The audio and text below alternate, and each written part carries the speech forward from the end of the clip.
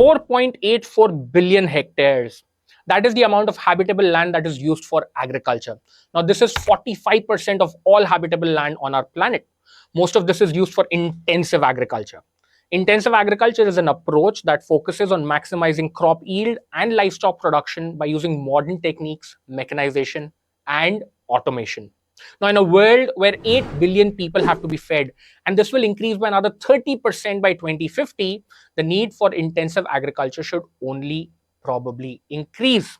In fact, FAO estimates that the current annual production of 8.5 billion tons of food will have to be increased to 13.5 billion tons. In a world where efficiency and maximized output is the main focus of most measurements, intensive agriculture definitely looks like the ideal way forward. But is it? Hi, welcome to Sustainable. My name is Manil, and in this video, we are looking at the impact of intensive agriculture on the planet and people and the problems caused by it. We also look at some potential and implemented solutions that actually fix problems that intensive agriculture claims to fix. It is no secret that intensive agriculture has caused major problems, and denying those is like saying that the last season of Game of Thrones had no problems at all. But before we look at the solutions to the problems, let us do a deep dive into some of the problems that intensive agriculture has caused. Soil is one of the most important elements for farming, and yet intensive agriculture is one of the biggest culprits when it comes to causing harm to the soil. By trying to extract maximum value in the shortest span of time, the soil is left degraded, devoid of nutrients, and unfit for life to thrive. Soil is degraded by intensive agriculture through two primary practices, and these are monocropping and intensive chemical application. Now, these are not the only harmful practices, but two of the biggest ones. In monocropping, only one kind of crop is grown intensively over a very large area of land. What this does is that it removes nutrients very quickly from the soil, as a lot of seeding is done in close proximity to maximize yield. Also, the crop will typically extract certain nutrients more than others and thus disturb the nutrient balance of the soil. For instance, corn will remove a lot of nitrogen, potassium, and phosphorus from the soil. A farmer practicing intensive agriculture will try and replace these nutrients in the soil by using synthetic manures, which is our second problem: intense chemical application. A farmer that is focused on maximizing yield and keeping costs low will prefer synthetic manure as it is cheaper and faster to produce.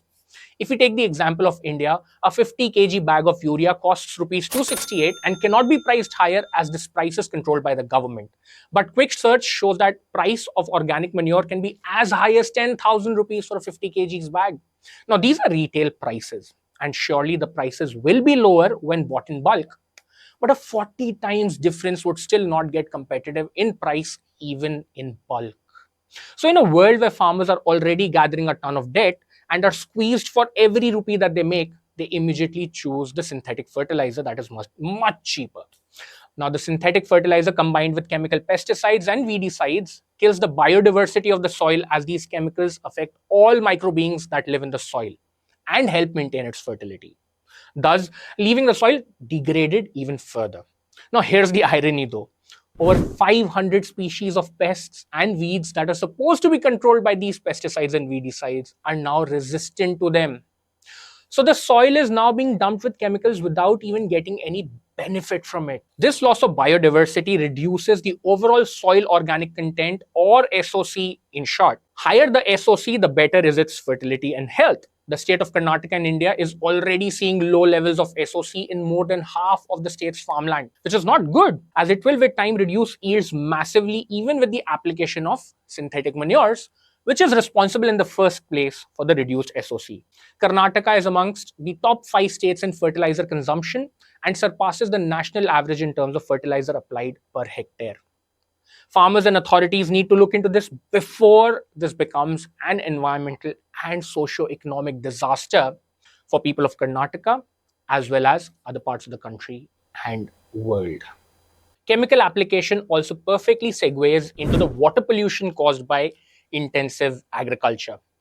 Now, if you were to believe scientists, philosophers, and most humans, Water is the very element that enables life on our planet, but change its temperature, pollute it with chemicals and waste, and generally change how it behaves, and it can very quickly stop being a life giver and supporter. Intensive agriculture is heavily responsible for dumping of chemicals in water bodies in the form of runoff from fields.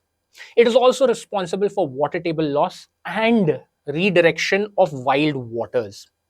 The water pollution caused by intensive agriculture has been discussed in detail across multiple YouTube videos, scientific literature, and in popular conversation.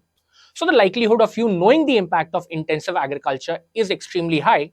But here is an example that can quantify this impact for you and help you truly gauge the destruction. For this example, we travel to the US, where the Mississippi River, the fourth longest in the world and also one of the most chemically polluted, brings excess nutrients such as nitrogen and phosphorus from the farms upstream and dumps them into the Gulf of Mexico. These nutrients help a certain brown algal species bloom all along the coast of Gulf of Mexico. The seaweed bloom is as wide as 5,000 kilometers, and it turns the whole area around it into a dead zone. That's because these blooms remove all the oxygen and other nutrients required by other aquatic life to live. Now, let's look at how intensive agriculture is affecting our air. Air pollution is without a doubt one of the most major concerns globally. In urban areas, this is driven by industry and vehicular movement more than anything else. But outside of the large urban areas, agriculture is playing its own massive role in the pollution of air, especially in developing regions of the world, particularly in South Asia, along the Ganga and Indus River plains. In India, along the Ganga River, farmers are now trying to plant as many crops as possible in a year, even more than two at times, so that they can maximize yield. And this means that they don't really have time to leave the land fallow. Also, once a crop has been harvested, there is residual growth which is left in the field that needs to be removed before the next crop can be sowed. Now, farmers could do this manually with the help of a machine or by simply burning it. Farmers prefer the third method because it is practically free for them. They don't need to hire any labor or machines, and once they have set a small corner of the field on fire, the whole field is taken care of by itself. Not only that, residual ash also acts as a fertilizer for the land to a certain extent. But in the process of burning residual waste, also known as parali, massive quantities of carbon dioxide and other pollutants are pumped into the air. This is quantified by the extremely poor air quality that is measured all across India from the months of October almost through to March end. In these months, the PM 2.5 readings reach as high as 193 to 270 micrograms per cubic meter on an average, whereas the permissible limit is 60 micrograms per cubic meter. It is estimated that between 2003 and 2019, agricultural residue burning caused between 44,000 and 98,000 premature deaths annually in India. Agriculture is also putting immense pressure on wildlands by causing almost 80% of all deforestation on our planet. On an average, almost 2,400 trees are cut down every minute, which means that in the time spent by you on this video, over 20,000 trees have been cut down, which is a lot if you agree with me. About 8.8 million hectares of tropical forests is cut down for agriculture each year, either for cropping or to use as livestock grazing land. Brazil, in fact, has officially declared deforestation a national emergency. Now, this is a massive topic and we will explore it in detail in a future video. So please do subscribe to the channel and like and share this video to help us grow if you like what we are building up to. Now, all this deforestation is causing a lot of habitat and biodiversity loss and contributing immeasurably to the climate crisis our planet is embroiled in. Agriculture is one of the leading causes for emission of carbon dioxide and methane, the planet boiling gases in our atmosphere. In fact, New Zealand has successfully measured that 53% of all its emissions come from intensive agriculture. And within that, livestock farming is the main culprit. And look, the impact of climate change is everywhere for us to see. India has experienced some of the most devastating flooding it has ever experienced. In fact, Europe and Middle East have seen far worse flooding than most of the parts of the world this year. Forest fires are more intense than ever, and summer heat is now actually fatal in many parts of the world. And when we know that agriculture is one of the biggest contributors to this crisis, it is important that it changes fast and it changes for the better. Now, this better and faster cannot be driven by profit hungry corporates that want to maximize shareholder profit at the cost of all other stakeholders. These changes have to be deeply rooted in actual peer approved scientific research that has the good of everyone at its heart. And there are solutions such as controlled environment farming in the form of hydroponics, aquaponics, and indoor vertical farming that have already been found and implemented. And there are historically practiced cropping systems such as organic farming, permaculture, polycropic, and perennial farming that not only not harm the planet but also help it thrive. Now, diving deep into each of these would make this an hour, maybe even 2 hour long video, and that would not be ideal. So, here are some benefits of each of these systems, and we will definitely deep dive into each of these in future videos. So, let's start with controlled environment farming. Controlled environment farming helps in three ways. One, because the environment is controlled, mostly by keeping the crop indoor, pests are not able to attack the plant, and this helps eliminate any use of pesticides and weedicides. Also, the fertilizer, which though synthetic, can be dosed in the exact quantities that are needed instead of just dumping huge loads on the soil. The use of soil in most of these systems is nearly eliminated. The plants are grown in water mediums, even suspended in thin air, and where absolutely necessary, the anchoring medium could be jute instead of soil. What this does is that the soil is no longer polluted with chemicals, and the water that is used stays in the system until it gets completely used up by the crop, instead of being allowed to run away into wild waters and pollute them. Two, crop yields per square meter can be multiplied by many times as the conditions can be kept according to the crop's need year long. Three, a lot of land can be freed up for rewilding through this process. In outdoor systems, a lot of land is used to generate a certain amount of crop.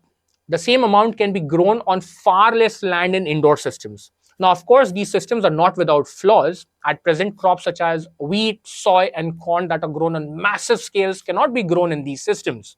Most of these are energy hungry as they need to be lit artificially to aid photosynthesis, and setting up the infrastructure can be very expensive. So, small family held land may not be ideal for setting up controlled environment systems. But these farms can benefit massively by adopting traditional systems that not only allow a farmer to be self sufficient, they also help them post a better profit as compared to intensive agriculture. For instance, in permaculture, a farmer will grow multiple crops next to each other in a small space so as to fulfill almost all the dietary needs of the family and eliminate farmers' debt. We have hosted a brilliant speaker, Binay Kumar, head of permaculture at the Art of Living Center in Bengaluru, and he discussed in detail all the benefits of permaculture. And you can watch the whole video by clicking on the link that has popped up on your screen or by going to the link in the description. Other systems such as polycropping and rotational grazing can help fix nutrients in the soil naturally, thus eliminating a very large expense that is incurred by buying fertilizers. And it also elongates the fertility lifespan of the land without having to leave it fallow. Now, that's all for this video. We will definitely do deep dives on each of these in the future. There were a lot of topics that we only touched and moved forward. So, thank you for watching this video, and we hope to see you in the next one. Until then, goodbye.